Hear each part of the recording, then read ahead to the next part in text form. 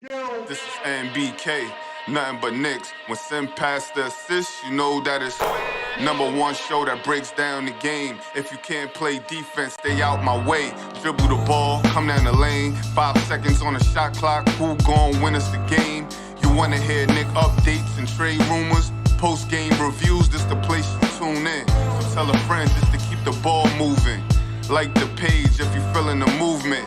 Every game we coming to win. Give us a sub like a player that came off the bench. This is NBK, nothing but Knicks.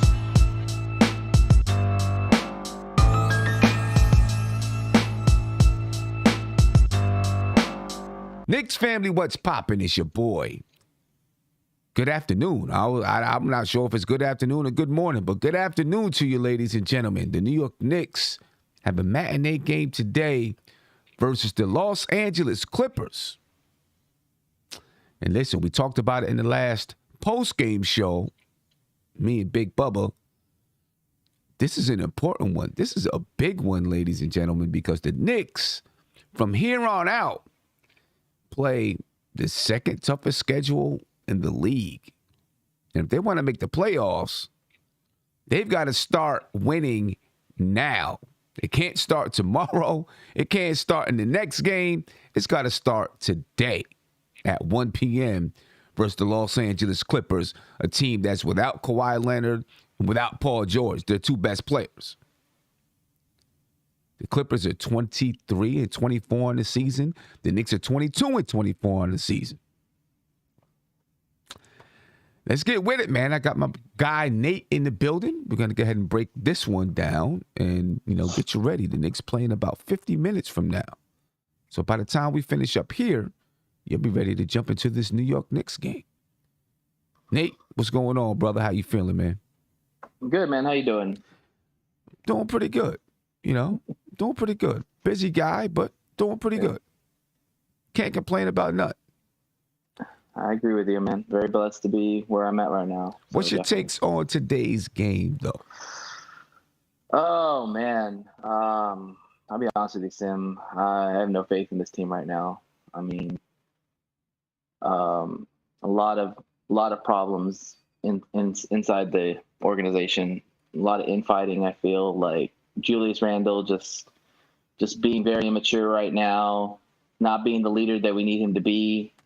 And I mean, just a lot of dysfunction right now. And I agree with you. We have to win today. If we don't win today, I mean, we're not going to be favored in a lot of these games. So, I mean, it could get very ugly for the Knicks very soon. And the Knicks have to turn this around at some point. I don't know when that is. I was hoping it was going to be in this little stretch here because they played a lot of teams that were right on their level and they did not perform well, especially at home. So now we got to do it on the road against bigger competition. Yeah. I don't know, man. Yeah, I don't know if there's things going on within the organization. You know what I mean? I don't know if there's dysfunction within the organization. There's dysfunction with the team, without a doubt. There's no doubt about that. There's dysfunction within the team. Within the organization, I don't know. It's hard to say. But you don't think like there's maybe some questioning of the Fournier and the Kemba signings? Some people might have wanted them. Some people might not have wanted them. Well, Tibbs with his rotations and stuff like that. You don't think there's like some, I'm not saying infighting necessarily, but just like a lot of discussions going on right now. Well, of course. I mean, I think that's going to be with any team, any year. Is this player doing what they're supposed to do? Should we make this move or that move? I don't know if that exactly means that there's dysfunction.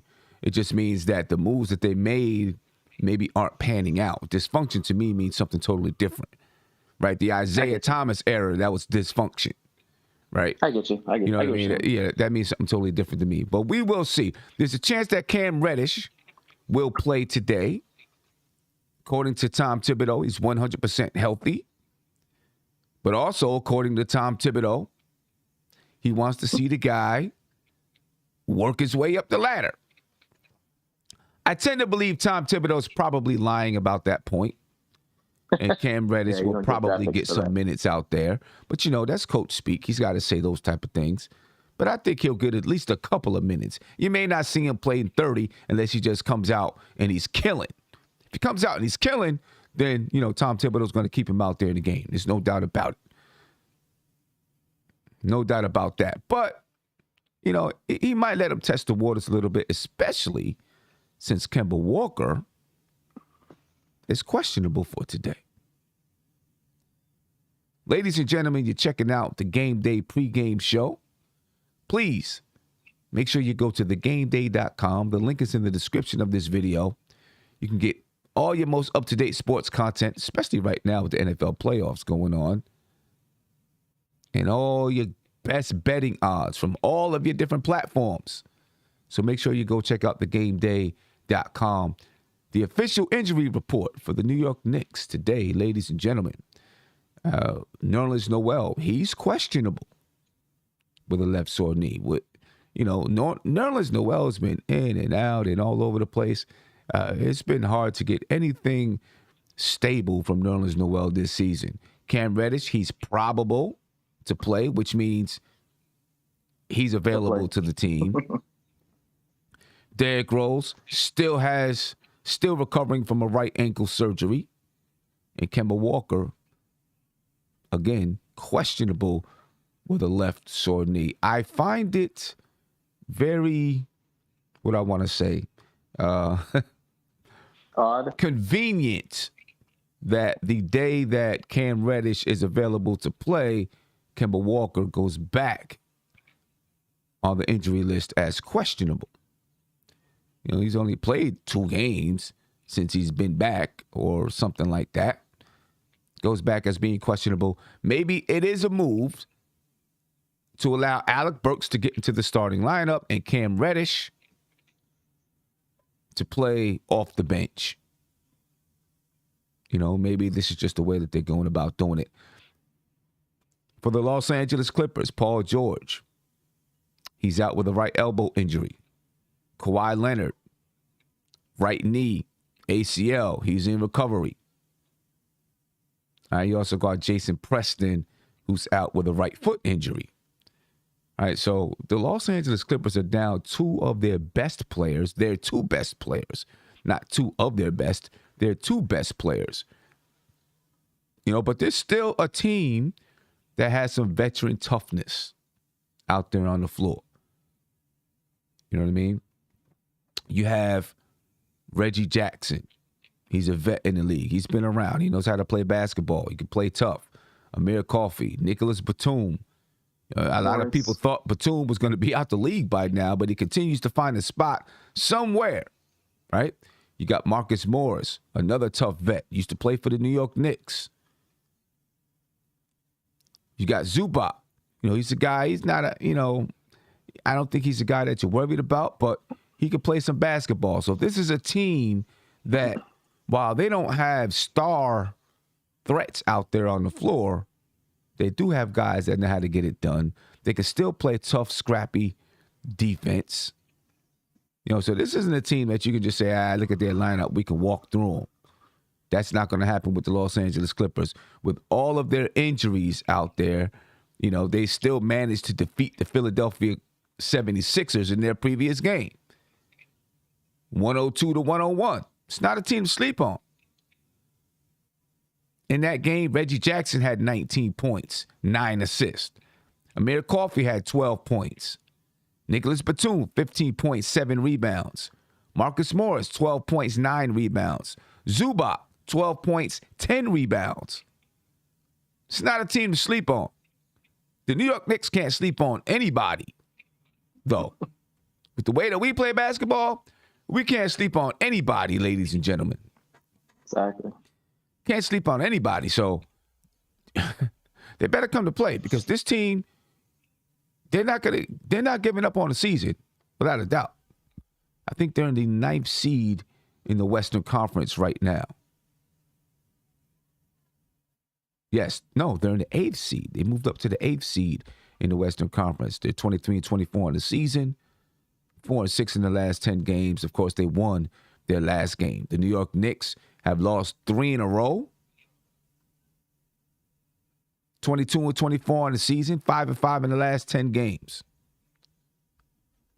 All right, this right here is going to be a battle of 2 teams who are desperate to keep themselves in the playoff mix. And listen, the Knicks, they can't afford to crap the bed.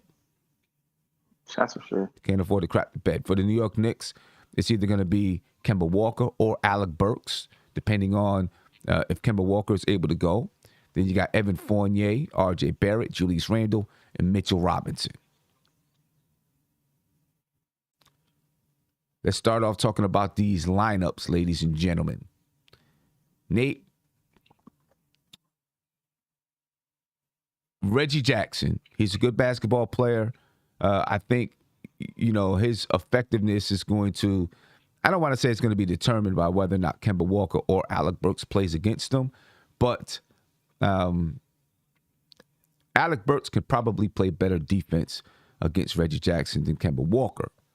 Right? But if Kemba Walker is here, he's probably going to start. Just looking at those matchups right there, what is your thoughts? Let's say we have Kemba Walker versus Reggie Jackson. If Kemba Walker does play, how do you see that matchup? If Alec Burks is the starter, how do you see that matchup? If it's Kemba Walker, I give the advantage to Jackson. Jackson can score, man. I mean, you watched him in the playoffs, man. He really played well for the Clippers, and he can put buckets in the basket. Yeah. If it's Burks has a little more length to maybe guard Reggie Jackson, a little more bigger body. So I think I would give the advantage probably still to Jackson, but I don't think Jackson goes off as much on Burks than he would on Kemba Walker, for Kemba being a smaller guard. Yeah, that's true. Listen, Reggie Jackson has been, over the last 5 games, he's been their leading scorer, 17 points per game. And he'll probably continue to be their leading scorer. When I look at their lineup, I don't see, someone out there that's going to take over those reins. So he'll be the leading scorer from that point guard position.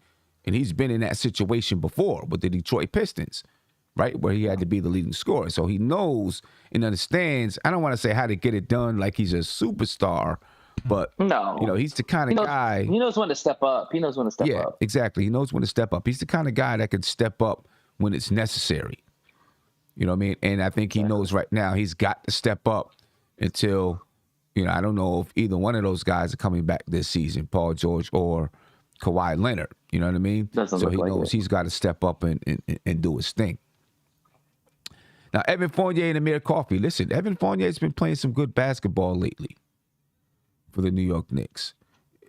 He did have a dud in the previous game, right? Julius Randle had a dud. Evan Fournier had a dud. Kemba Walker had a dud.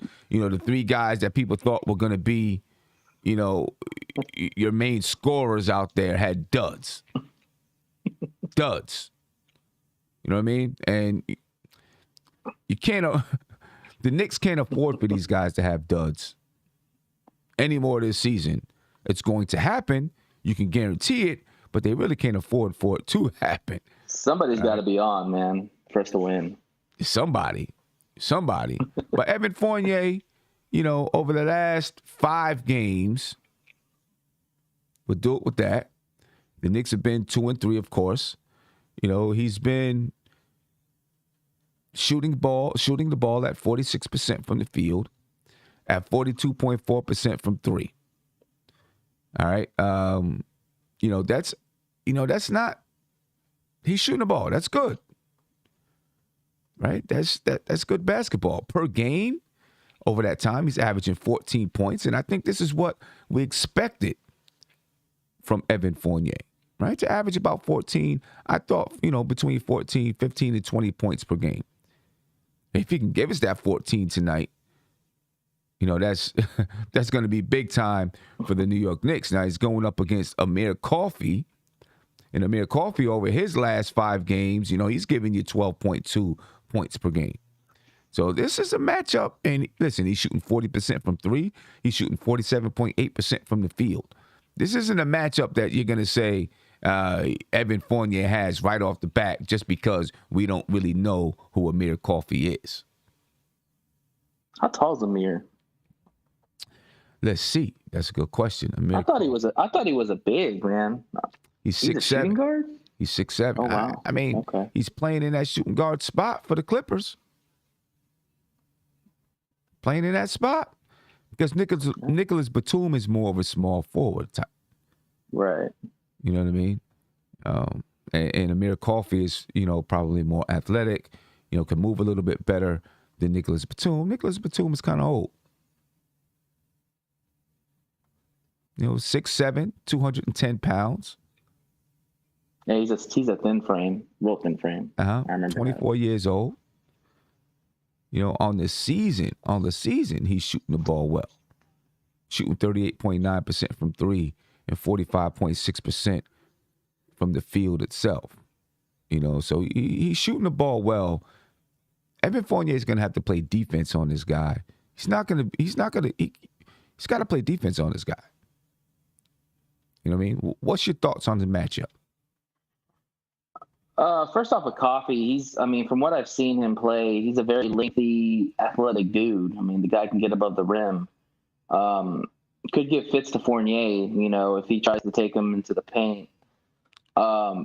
Evans played well. Evans shooting the three, those numbers are good from shooting standpoint. For me, I want to see Evan be more aggressive, man. Take it to the rim.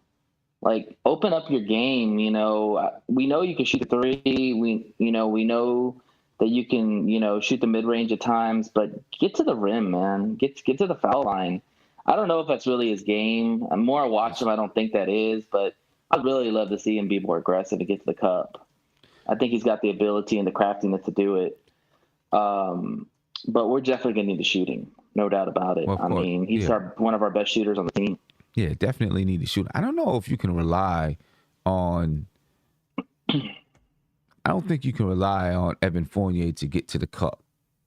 No, I agree. But I'd like to see him at least try or at least make more effort. I think he would really enhance his game if he could get that other part of it. Because right now, it's if he shoots a three, he makes it or he misses it. That's really all his brilliance to the table. That's what everybody does. They either make it or miss it. There's no in between. Yeah, but I know. Ain't no in between. But he doesn't do it on the defensive end. He's not really a big rebounder. He's not a passer really. So that's really all he's got with us right now. This is the shooter. Either makes or misses. And so I just want to see him maybe try to get other buckets, easy ways to make those 3-pointers a lot more smooth. You know what I'm saying? Yeah. I just don't think you're going to rely on Evan Fournier to go to the basket much. Yeah. He can get inside a little bit by using, some, a couple of crafty moves, but he's got to work hard to get inside. He doesn't have explosiveness. Mm-hmm. Doesn't have jumping ability. You know what I mean? So he has to use craftiness and figure out ways to get inside. We would all like to see Evan Fournier used a little bit better. We've seen some things. I think coming out of the timeout against the New Orleans Pelicans, we've seen a nice little play where Evan Fournier got the ball at the top of the key and knocked down a three. We need more of that type of play, type of basketball. Where you got Evan Fournier moving off of a couple of screens to get him open from the three-point line or from the mid-range or slashing to the basket, or curling off of a screen. We need more of those type of plays. Hopefully we'll continue to see that a little bit more from the Knicks and Evan Fournier. I don't know, but this is a matchup you can't sleep on. I've seen people in the chat say the Knicks have more talent. Maybe they have more talent because there are more names that you know. Maybe you think they have more talent because there's names that you know. You would think that they have more talent on the squad. But talent, it's got to show up, man. It's got to show up. Yeah, talent don't always win you the game, man. I'm trying to tell you right now.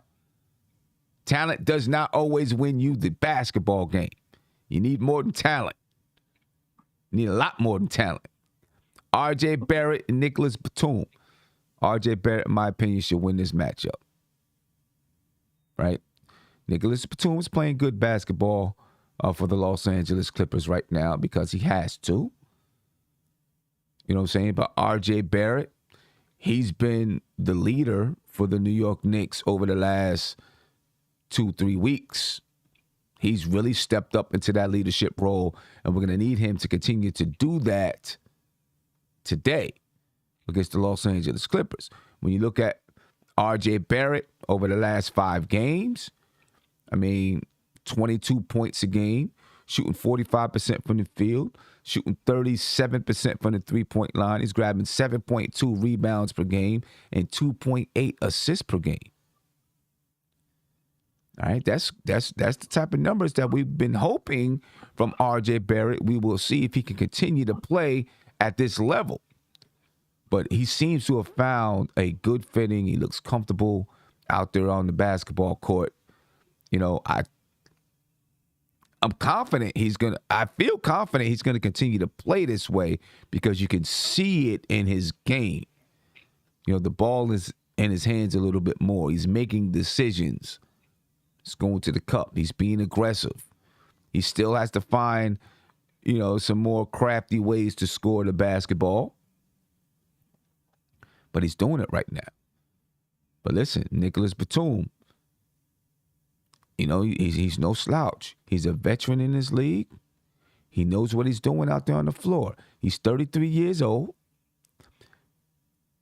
But right now, over the last 5 games, he's been averaging 16.5 points per game, shooting 59% from the field, shooting 52.4% from the three-point line, averaging 5.8 rebounds per game.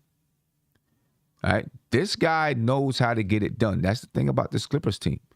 While they don't have superior talent because of the guys that are injured, they have vets out there that can get it done on the offensive and defensive side of the basketball. Still, I give this matchup to R.J. Barrett, but another guy that you can't sleep on Nicholas Batum.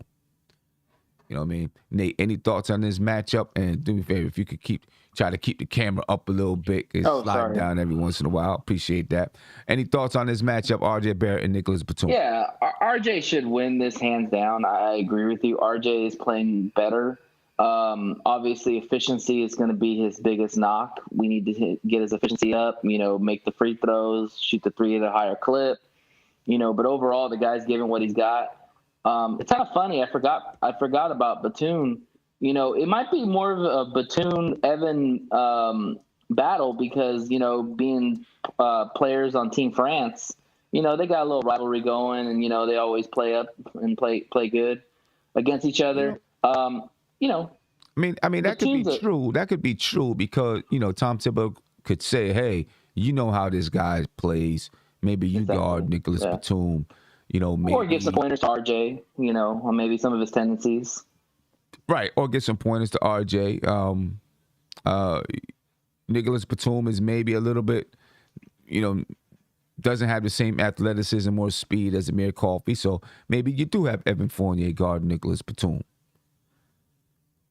Yeah, and Batum's one of those guys. He's got a lot of length, like he's got really long wingspans, and so he could make it a little bit difficult for RJ and a bigger body. But Batum on the offensive end, I mean, the guy just shoots whatever comes in his hands. Yeah. He really doesn't like have a rhythm to his game. It's just if I'm open, I'm gonna take the shot. Right. You know, either clank it or make it. Yeah. We'll see. And then, you know, you have Mitchell Robinson. I'm gonna skip over the next matchup. I'll go to Mitchell Robinson and Zubac. Listen, Mitchell Robinson's been playing really good basketball. He has. He's been playing good basketball, man. He's balling out right now. You know, just he's not making his free throws. He's not shooting the ball from three and those type of all that kind of stuff that people want him to do. But he's balling. He's grabbing offensive rebounds in traffic. You know, this is the one thing. You know, when we talk about Mitchell Robinson and his rebounding, I never thought he was good at grabbing the ball in traffic. Right, but he's doing that. He's rebounding in traffic. He's getting physical, you know. And then when he does get the rebound, I mean, he's up, bomb, you know, just banging it on people. He's really playing good, inspired basketball. You're gonna have some people out there that say, well, you know, he's in a contract year, this and that, whatever. You know, if that's what it is, it is. He's playing good basketball for us. Over the last 5 games, Mitchell Robinson, 13.6 points per game, 10 rebounds per game, and just under 1 block per game. And he's only averaging, as far as fouls, 2.8 fouls per game. That's good. All right, so this guy is really playing good basketball for the New York Knicks, and we're going to need for him to continue to play at this level for the Knicks to be successful during this upcoming stretch of basketball, because it's a crazy stretch of basketball that's coming up. Going to need Mitch and when he provides down low. But we also need, while he's averaging 13.6 points per game, we still need the Knicks to try to find ways to fit him into the offense a little bit better besides just getting offensive rebounds. And by the way, he's averaging over the last 5 games 4.2 offensive rebounds a game. I mean, so, yeah, I love what Mitchell Robinson is giving his team right now. Zubac, on the other hand, he's also giving some good minutes to the Los Angeles Clippers. He's averaging 13.2 points per game. All right, 7.8 rebounds per game, also 2.2 assists per game. All right, he's averaging about 3.4 fouls. He's not shooting threes. We don't have to worry about that too much. You know, with Mitchell Robinson having to cover the perimeter. All right, this is a guy that's staying indoors. He's staying inside. He also is grabbing about 3.4 offensive rebounds per game. Young guy, 24 years old. All right, 7 foot, 240 pounds. He's a big dude from Croatia. All right, so that's going to be a good battle underneath, man. Thoughts, Nate? Mitchell Robinson? Yeah. Zubac? Two old school centers. They don't play outside. They play inside. They play off offensive rebounds and lobs. Very similar players in my opinion. I think obviously Mitchell's more athletic than Zubac is, but Zubac's very crafty inside the paint. When you're talking about Mitch, I agree with you. I think one of the reasons why he's been a better offensive rebounder is because of his strength. He got his body in the weight room. He really dedicated to getting stronger, and his legs stronger, and his upper body. And you can see it. He's not getting pushed around as much anymore. And he's now really becoming a very good rebounder, which is what we expected Mitch to be, even with his lanky frame. Now he's a bigger, stronger dude. And now he's really balling at getting rebounds. But I agree with you. We need to try to get him involved more, whether it's some lobs, whether it's some cuts to the basket. Like, we got to get him more points because he can be a force for us the rest of the season. Yeah. And we need that. And also the New York Knicks are missing a lot of shots.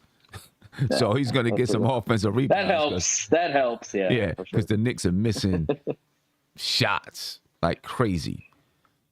And then you got what I can consider the matchup of the night, Julius Randle and Marcus Morris. And I know Julius Randle hasn't been the leading scorer for the Knicks. Marcus Morris isn't the leading scorer for the Los Angeles Clippers. But I consider this the matchup of the night because we, the New York Knicks, need Julius Randle to play basketball. The Knicks need Julius Randle to get the hell out of his head. The heck is going on with this dude? They need this guy to step up, ladies and gentlemen. The Thrive Fantasy matchup of the night. Julius Randle versus Marcus Morris. Julius Randle is averaging 16.8 points per game, 8.8 rebounds, and 7 assists over his last 5 games. During that time, he's shooting 37.2% from the field, 27.3% from 3, and only 71.4% from the free throw line.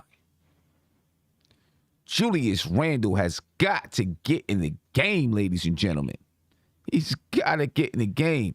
Marcus Morris, over his last 5 games, he's averaging 15 points per game, 6.5 rebounds per game, 2.5 assists. He's only shooting 38% from the field, but he's shooting 37.5% from 3. And he's knocking down 81.8% of his free throws. The reason why this is the matchup of the night is because we know Julius Randle has to get out of his head, but you also know who Marcus Morris is.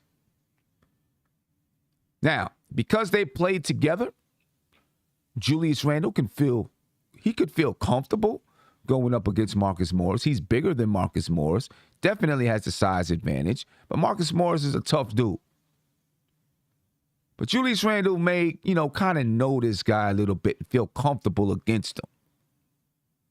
He knows what he's going to do. Maybe Julius Randle can have a nice night. Marcus Morris, on the other hand, he's the kind of guy that can get in your head. And Julius Randle's already in his head. You don't need somebody else getting in his head. You know what I'm saying? But Marcus Morris is that kind of guy. So I'm looking forward to this battle right here today. I was going to say tonight, but today. I'm looking forward to this battle. But Julius Randle's got to win it. And it's not going to be easy. But he's got to win it. It's going to be physical. Randle's just got to power through whatever struggles he's going through and pull out a big one tonight and see if he can jumpstart his season. You know what I mean? And don't let Marcus Morris dig further into the psyche of Julius Randle. You dig what I'm saying? Randle can't let Marcus Morris do that. What's your thoughts, Nate, on this line, on this matchup right here? Yeah, man. Julius Randle's got to get right, man. I mean, I don't know what's going on with him. I don't know if it's the kid, just like getting out of sleep or whatever it is, the frustration of the season, the fact that his numbers are lower than last year's. He's got to get right, man. He just seems like right now in his head, he's thinking too much. He's got too much emotion going on. I mean, you saw when he got mad or Fournier was trying to calm him down and he was like not even having it. Like, come on, man. You gotta. You know what though? You know what? Listen, that right there to me is kind of, people are like, oh, you can't do this to your teammate. I don't know how many times, I don't know where people come from, but I know where I come from. Mm-hmm. If one of my friends gets mad and I'm trying to hold them back, many times I've had somebody flail their arms at me to push my hands out the way. Not because he was mad at me, because he didn't want nobody touching him at that time. I never took it any kind of way. I was just like, all right, yo, you got to chill out. I might have said, hey, don't hit me. You know what I'm saying? Yeah. Like, you got to watch that. Right. But, you know what I'm saying? I understood that he was hot. You know what I mean? And so I kind of feel like people looked at that. But he's the leader of your team. No, Sam, I get that. The team, I get that. But, people saying, oh, he can't do that to Fournier. That's your teammate. Bro, when people are mad, you don't touch them. Yeah. You might go up to him and say, hey, let's chill out. But you really don't want to touch them because some people don't want to be touched. I'm not trying to blame Fournier. Yes, I agree. Julius Randle, his emotions are boiled over at that moment, right? He was upset. He had come down a few plays before, and he got clobbered. And the foul wasn't called.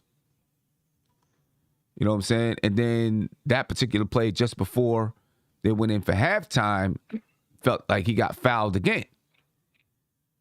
All right, or the foul was late, whatever it was. I don't know. You know what I mean? Yeah, he got the putback. Also felt like he got fouled. But he got clobbered a few plays before that and no call.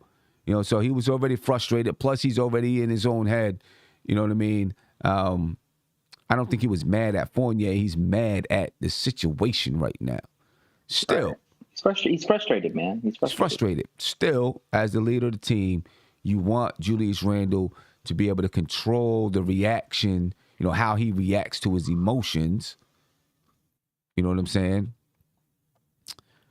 But I think it's more proof that Julius Randle is, at least not right now, the type of leader that this team needs. They need another leader. They need somebody else who is the leader on the floor, right? Who is the general. We've talked about it the entire season. Either way, ladies and gentlemen, this is the Thrive Fantasy matchup of the night. Please check out thrivefantasy.com. If you like daily fantasy sports betting, thrivefantasy.com is the spot for you. Right? They got different types of games that you will enjoy, player props, over, under. Go check it out, ladies and gentlemen. And if you make a deposit, they will match 100% of that deposit up to $100 $100. That's your first deposit. All right, ladies and gentlemen, the Thrive Fantasy matchup of the night. Now, Nate, the last thing I want to say about lineups, the bench. Because obviously the bench is impacted by whether or not Kemba Walker plays. If Kemba Walker plays, Alec Burks is on the bench. You got IQ, you got Alec Burks, you got Quentin Grimes, you got Obi Toppin, and possibly Nerlens Noel. Right? And then, of course, Cam Reddish seems like he's going to be available to play. If Kemba Walker is not playing, then Burks will be in that starting lineup. And then you can probably ensure that Cam Reddish is going to play. So it'd be Emmanuel Quickley, Quentin Grimes, Cam Reddish, Obi Toppin, Nerlens Noel possibly. I like that bench. I'm not going to lie to you. I like the way that sounds. Emmanuel Quickley, Quentin Grimes, Cam Reddish, Obi, Nerlens Noel. I like the way that feels. And I kind of have a feeling that Thibodeau or whoever made the decision was like, Kemba, does your knee hurt? Oh, yeah, your knee does hurt. Take a rest today. We want to see what Cam got in that second unit. And we want to see what this 10-man rotation looks like, at least until Derrick Rose gets back. You know what I'm saying? I have a feeling, something like that maybe is what's going on. And that's why you're seeing Kemba Walker now back on the injury list with a questionable sore left knee. But looking at that bench, how do you feel about that bench unit? Let's assume that Kemba Walker does not play. And I don't know what's going to happen, but let's assume he does not play. How do you like that bench? Emmanuel Quickley, Quentin Grimes, Cam Reddish, Obi Toppin, Nerlens Noel, if Nerlens Noel plays. I mean, I want to see this team run. I mean, you got a lot of guys that can run all day. Cam Reddish is a guy who can run. Quickly is a guy who's got speed. Grimes can get to that 3-point line. Obi is a flyer. You got a lot of guys that can run in transition well. I'd like to see that second unit really pick up the pace, when they get in there. Now, will Tibbs go with all 5 in that rotation? Probably not. He'll probably put Fournier or probably put Barrett in that second lineup. But even so, I think that could be a benefit too, because, this bench has a lot of talent.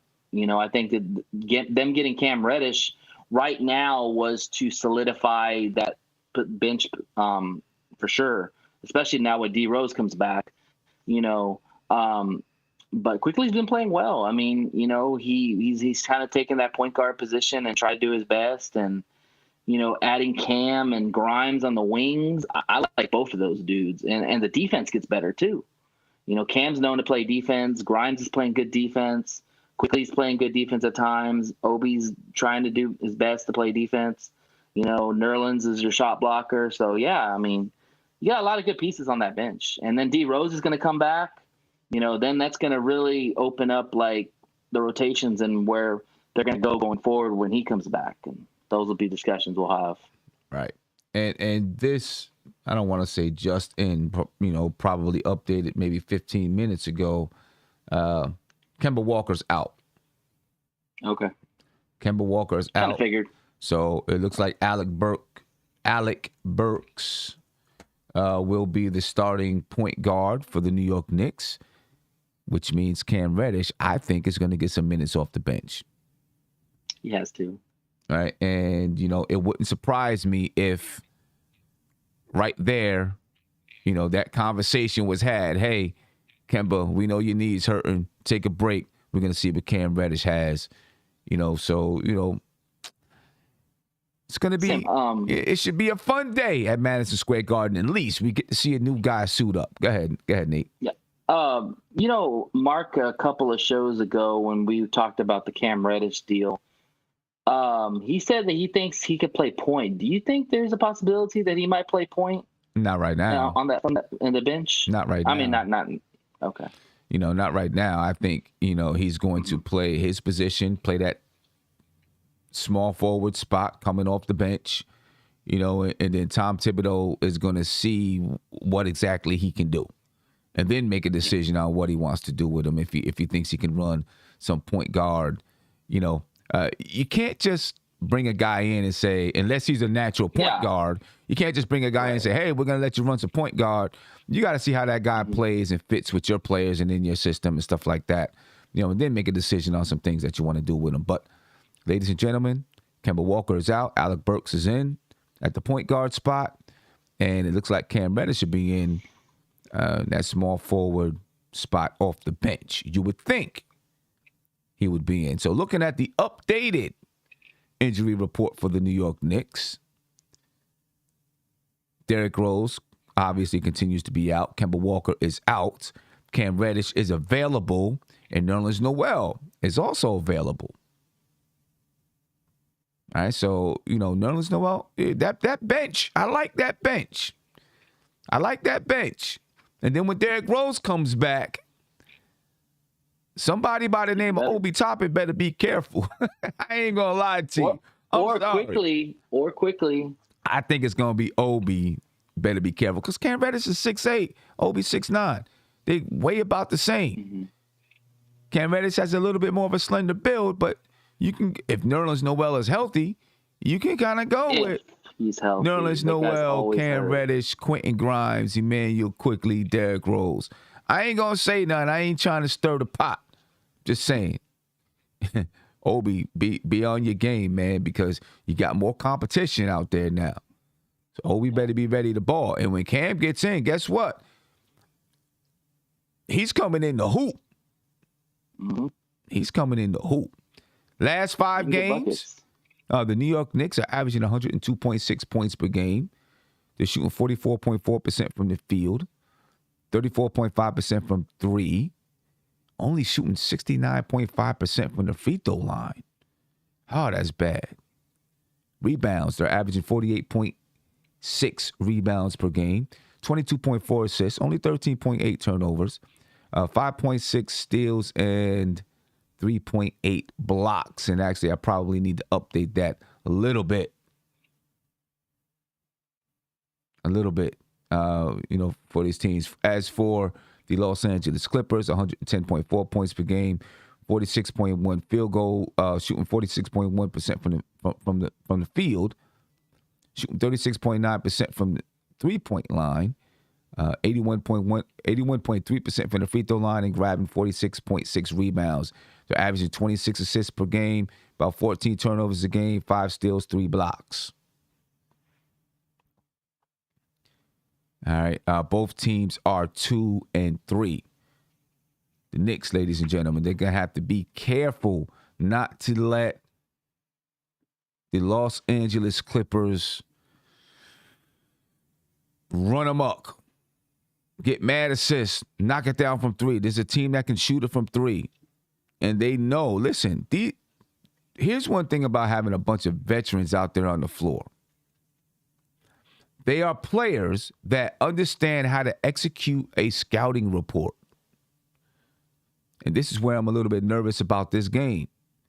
Because this is a team that understands how to execute a scouting report or take advantage of a scouting report.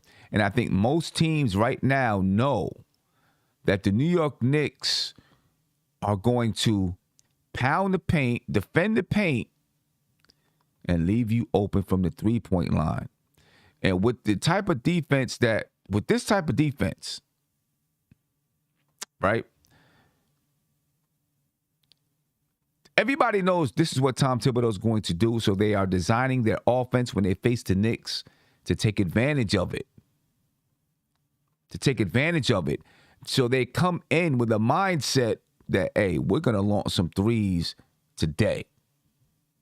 You know what I mean? And I think it's really beginning to hurt the Knicks because you're seeing more and more teams just get super hot from the 3-point line, and the Knicks are unable to cool them off because teams know exactly what the Knicks are going to do. You know what I mean? I think that, I don't know. this is a team that really doesn't have an inside threat, right? So I don't see the purpose of just pounding inside defensively. Obviously, you're not going to let teams just run amok inside the paint. You're going to defend the paint. But I think they should put a bigger emphasis on defending that three-point line tonight. And for the remainder of the season. You know, I mean, listen, Marcus Morris can post up a little bit, but he's got a big guy in Julius Randle defending him. Julius Randle should be able to defend that, in my opinion. Right? Zubac is not a guy that's going to just, you know, eat you alive in the paint. So I don't know if it's necessary for us to guard the paint so heavy. I think we should adjust. Defend, you know, put a little bit more emphasis on defending that three-point line. And a quick update to the team comparison that I just did.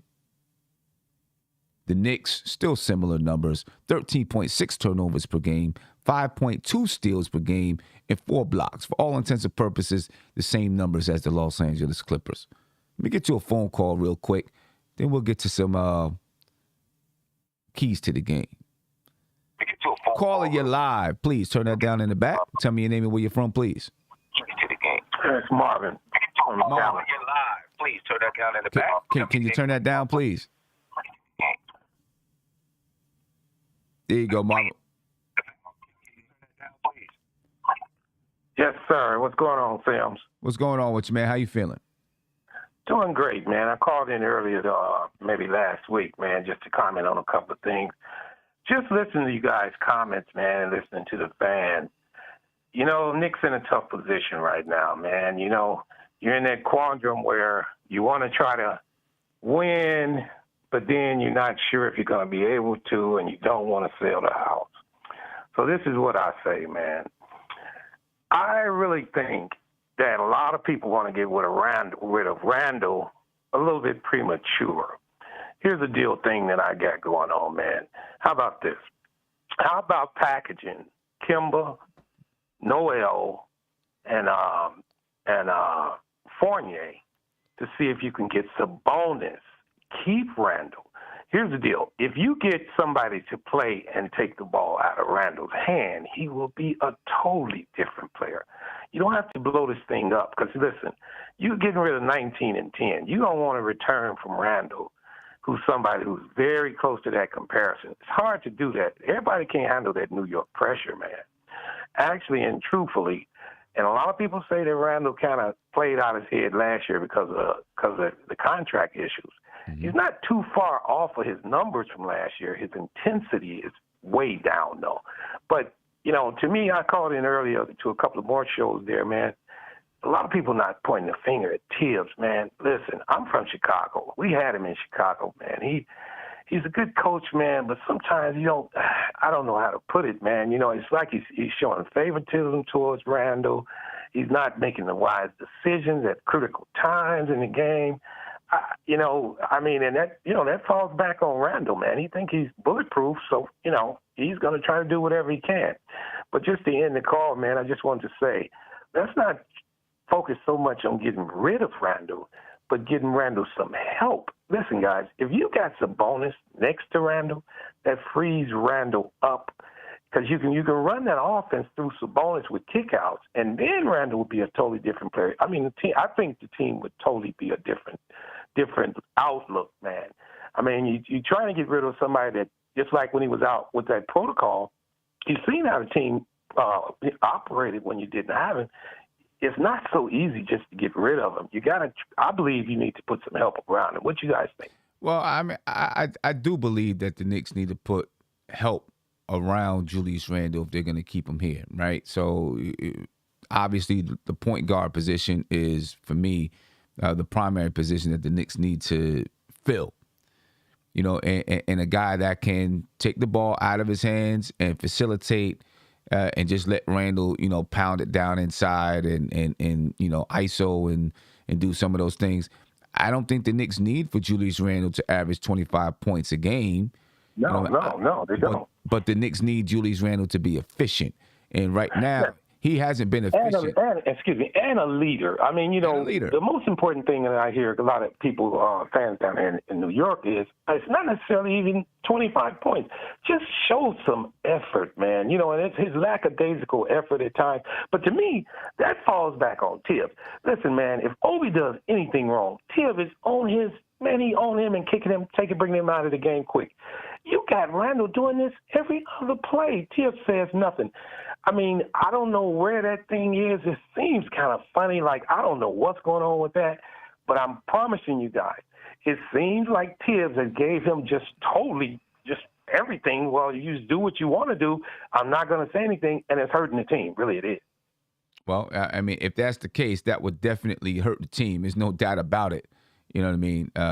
You can't have your best player just, yeah, man. not working. As far as your point guard situation, let me say this.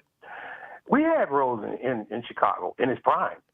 He's not in his prime no more, guys. I mean, you just look at what just happened to Kimba. He comes in 3 games, he's out 2 games. He comes in 2 games, he's out 2 games. Rose is almost the same, guys. Tibbs did this to him. He blew his knees out. I don't know if you remember me giving you that call not a while ago, but he blew his knees out, and Rose is not the same. He's a great point guard, but he's not going to be there for the long term. It ain't even All-Star break, and he's having injury problems. I'm sorry? The thing with Rose is I don't think the Knicks rely on him to be your primary point guard. They like when he's there, what he does bring, because he's, coming off the bench, he gives the Knicks maximum production coming off the bench. I mean, he's giving them, probably 14 points a game coming off the bench, a couple of assists, some rebounds, and he hits a lot of big shots. You know what I mean? Yeah. Now, he's clutch. That's for sure. Yeah, he's I clutch. was thinking, you got your young rookie in Deuce. Now, here's the thing that I never called in and spoke to anybody about this, but I believe Tibbs kind of pulled the hook a little quick. You got to give these guys time. Like I said, I'm from Chicago. We got a rookie down in Chicago named Ayo DeSumo. Well, just recently, Ball got hurt. Well, DeSumo had just had a terrible game. But you think Billy Donovan's going to bench him? No way. Here's the deal. You let these guys play through these hard times. If you just let Deuce play, eventually it will iron out, man. Don't give him all of the minutes, but let him get out there and get a taste of it, man. At least until Rose get back and Kimba get a little healthy. Then by the time Rose gets back, he'll be more comfortable. Right now, I'm not sure on it because I hadn't checked you guys' numbers, but if maybe you can give me these numbers. How many minutes is Deuce playing for you guys now? I mean, Deuce isn't really playing many minutes at all. You know what I mean? He played a couple of minutes when the Knicks were really down with guys with health and safety protocol, but he's not playing many at all right now. But, hey, Marvin, I got some other people on the line, and, the game is about to start soon, so I appreciate your time, man. Appreciate your time and your insight. You guys do a great job. Appreciate it, Sam. Appreciate you. Yeah, let me get you another call here. Caller, you're live. Tell me your name and where you're from, please. Zai, I'm from New York, and I was saying I think we should start RJ. Not RJ. We should give RJ the ball and give Emmanuel the starting point guard role. I don't think Tibbs is doing that, man. I think he likes, when Kemba's not there, I think he likes putting Burks out there on the floor. He likes his size, and he trusts him a little bit more than he trusts Emmanuel Quickly. Quickly is a little bit erratic, you know what I mean? Not just in his shot making, but his shot taking and some of his decision making, you know what I mean? So I think he just trusts Alec Burks way more than he trusts Emmanuel Quickly at this point in time. And that's the reason why you're not seeing Emmanuel Quickly really getting that starting spot, Yeah. And also, we need to start taking minutes from Julius Randle because he's just out there just to be out there at this point. You know what? I'm going to tell you what. I don't know that happens unless Cam Reddish is producing. Then Tom Thibodeau will feel comfortable saying, you know what? I can go with Cam Reddish, R.J. Barrett, Evan Fournier, Alec Burks, and Mitchell Robinson and Nerlens Noel. Right now, I don't think Tom Thibodeau has that much faith in Obi, and that's part of the reason. That's part of the reason why he's, we'll see if things start to change, if Cam Reddish can prove that he can be effective in that small ball 4 lineup. But, hey, what's your name again? Zai. Zai, I appreciate your time, Zai. I appreciate your call, man. The game's about to start, so I want to try to let people get back to it. Okay. Have a good one, man. Let me get one more call, then we'll talk about these keys to the game, all right, Nate? Caller, you're live. Please tell me your name and where you're from. Hello. Okay, I guess we lost that guy. Anyway, ladies and gentlemen, we're going to go ahead and get to the keys to the game. Remember, you are watching the Game Day pregame show. For all of your latest sports content and up-to-date betting odds, make sure you go to thegameday.com.